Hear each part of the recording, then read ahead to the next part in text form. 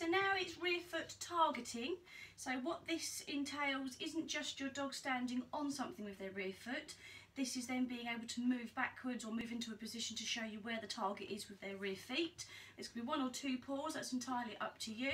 Merlin's going to show you how we go. This is exactly what we're after, bless him. My word for rear feet is the word feet.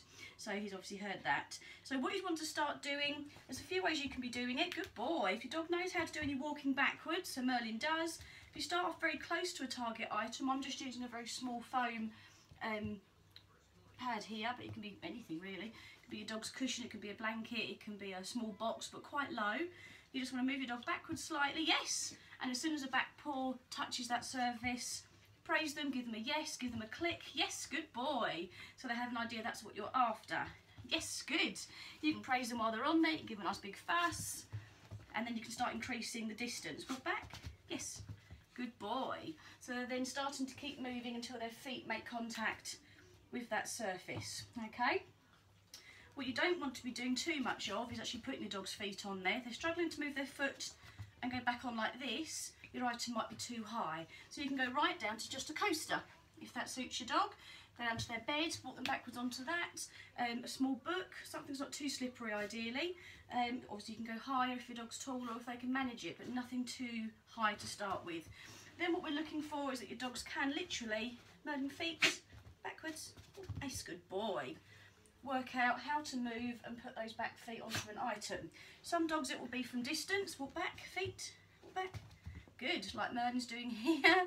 Other dogs it might literally be from standing still, yes, good boy, and just a slight movement off to get onto the item. Yes, good boy. So Merlin has an understanding of where I want him to be here.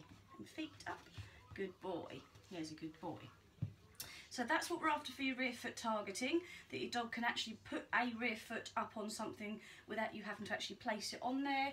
Another way that you could potentially do it if you wanted to, if you don't want your dogs walking backwards for any reason whatsoever, is that you bring your dogs forwards, yes, good boy, and they understand how to stop with their feet on the item. So wait, okay, and foot, yes, good boy, okay, wait, wait, foot, yes, good boy, there's a good boy. A third way of doing it is that your dogs can move forward to the item, they just turn around, Merlin come, and go foot. Taylor, that's not helpful darling. Merlin go foot, yes, as Merlin's done there, so he's gone forwards to it, and foot, yes, good.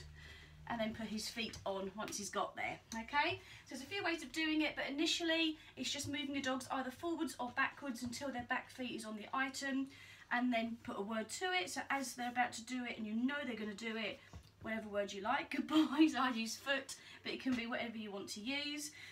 And then starting to put in a tiny bit of distance so they either move forwards and stop with their back feet on, or they walk backwards a step or two so their back feet are on there, or they move forwards and just turn around and go to it. Okay, how you do it for the end is up to you, but that's how you can start your dogs learning how to do a rear foot target.